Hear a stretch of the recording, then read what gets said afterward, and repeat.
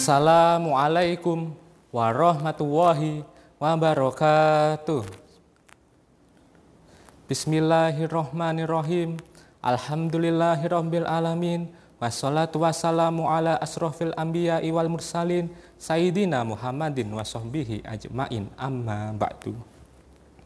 Yang saya hormati seluruh jajaran Dewan Hakim yang arif dan bijaksana, seluruh panitia lomba MTQ yang semangatnya membara sehingga acara pada kali ini dapat berjalan dengan lancar dan sempurna.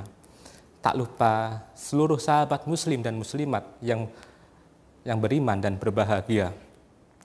Pertama-tama, marilah kita panjatkan puja dan puji syukur terhadap Allah Subhanahu wa Ta'ala karena beribu-ribu nikmat yang tak terhitung jumlahnya telah diberikan kepada kita, sehingga kita kali ini dapat mengikuti acara dengan sehat walafiat tanpa terkendala halangan satu apapun.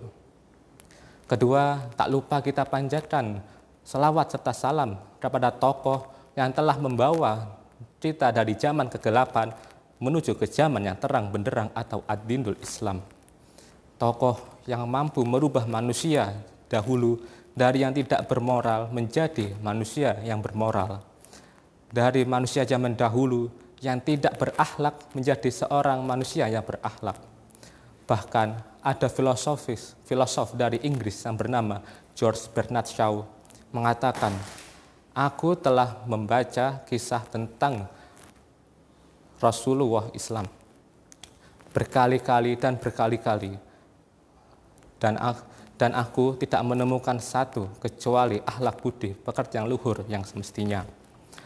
Dan aku berharap Islam menjadi jalan bagi dunia." Dari uraian di atas dapat disimpulkan bahwa seorang tokoh tersebut adalah Nabi kita, Nabi Muhammad Shallallahu Alaihi Wasallam. Kepemimpinan merupakan cara seseorang untuk membawa suatu bangsa dari kemunduran menuju kemajuan. Ketika ada suatu bangsa yang ia pimpin, terjadi sebuah perpecahan, ia dapat menyatukan kembali bangsa tersebut. Menjadi seorang pemimpin harus memiliki karakter kepemimpinan yang baik. Kita semua ingin memiliki seorang pemimpin yang memiliki karakter kepemimpinan yang baik. Dari hal itu, izinkan saya untuk menyampaikan pidato tentang karakter kepemimpinan yang sesuai dengan Al-Quran. Sahabat muslimin muslimat yang beriman dan berbahagia, kepemimpinan merupakan sebuah ilmu dan seni. Bagaimana cara seseorang merubah suatu bangsa menuju kemajuan. Seorang pemimpin harus bisa menjadi teladan bagi kaumnya. Cara tersebut dapat dilakukan, yaitu yang pertama, seorang pemimpin bisa berkata atau mengolah kata yang baik terhadap sebuah kaumnya.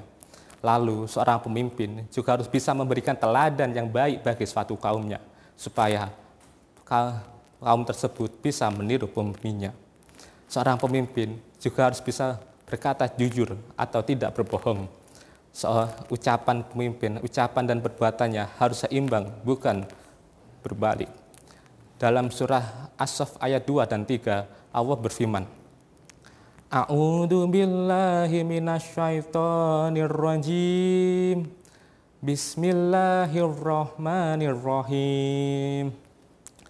Ya ayyuhalladzina amanu lima taquluna ma la taf'alun. Kabura maqtan indallahi an taqulu ma la taf'alun." Yang artinya, hai orang-orang yang beriman, kenapa kamu mengatakan sesuatu apa yang tidak kamu kerjakan? Amat besar kebencian Allah bahwa kamu mengatakan apa-apa yang tidak kamu kerjakan. Sebagai seorang pemimpin, antara perkataan atau ucapan dan perbuatannya harus berbanding lurus, tidak boleh terbalik. Dalam memilih seorang pemimpin, ada beberapa tipologi sebagai bahan pertimbangan kita. Yang pertama, seorang pemimpin harus memiliki sifat jujur. Kita semua, kita sebagai kaum, kita ingin memiliki seorang pemimpin yang jujur, bukan pemimpin yang penuh dengan kebohongan semata. Bahkan Allah berfirman dalam surat Al-Ahzab ayat 70, "A'udzu billahi minasyaitonir rajim. Bismillahirrahmanirrahim.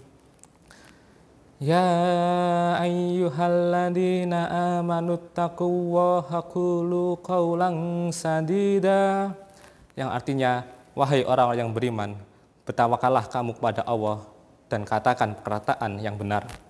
Lalu yang kedua, seorang pemimpin harus bersikap amanah atau ia mampu menepati janji. Sebelum jadi seorang pemimpin, pasti ada seseorang yang menyebar beribu-ribu janji kepada kaumnya. Tapi sedikit seseorang yang mampu menepati janji tersebut setelah ia jadi seorang pemimpin. Kita semua ingin memiliki seorang pemimpin yang mampu menepati janji-janji tersebut.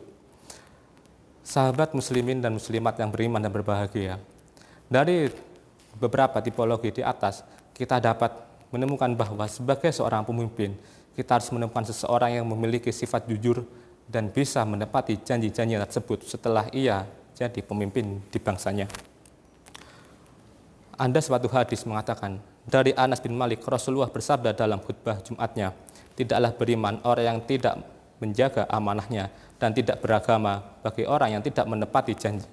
Adapun sebuah hadis yang menyatakan bahwa ayatul munafiki salasa wa idza ahada kadzaba wa idza wa'ada ahlafa wa idza tumina khona.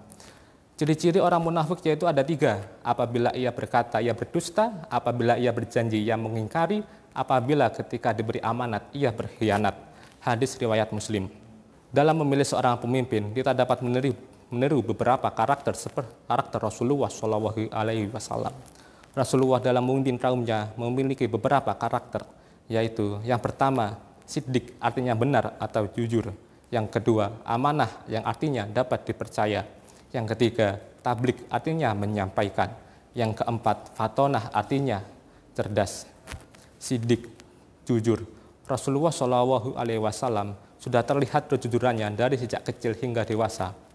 Bahkan seluruh kawan dan lawannya menghormati beliau karena sifat kejujurannya.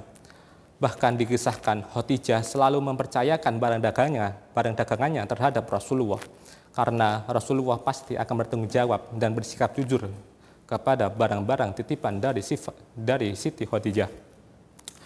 Lalu yang kedua, seorang pemimpin harus bisa bersikap atau memiliki karakter amanah yang artinya dapat dipercaya. Rasulullah dalam memimpin suatu kaum selalu dapat percaya oleh kaumnya karena Rasulullah memiliki sifat amanah. Sifat amanah ini harus dimiliki oleh seluruh pemimpin yang ada di dunia. Yang ketiga, tablik, artinya menyampaikan kebenaran. Rasulullah SAW dalam memimpin kaumnya, ia selalu mengatakan kebenaran, bukan kebohongan semata, karena ia ingin suatu kaum yang berada di jalan yang benar, bukan di jalan yang tersesat. Dan mengajak suatu kaum menuju ke jalan kebenaran merupakan salah satu tujuan Rasulullah SAW diturunkan ke bumi oleh Allah Subhanahu wa Ta'ala. Ketiga, yaitu fatonah, cerdas. Nabi dan Rasul terdahulu memiliki kecerdasan yang sangat tinggi, termasuk Nabi Muhammad SAW. Nabi Muhammad dapat menerima wahyu dari Allah Subhanahu wa Ta'ala yang dititipkan melalui perantara malaikat Jibril karena kecerdasannya.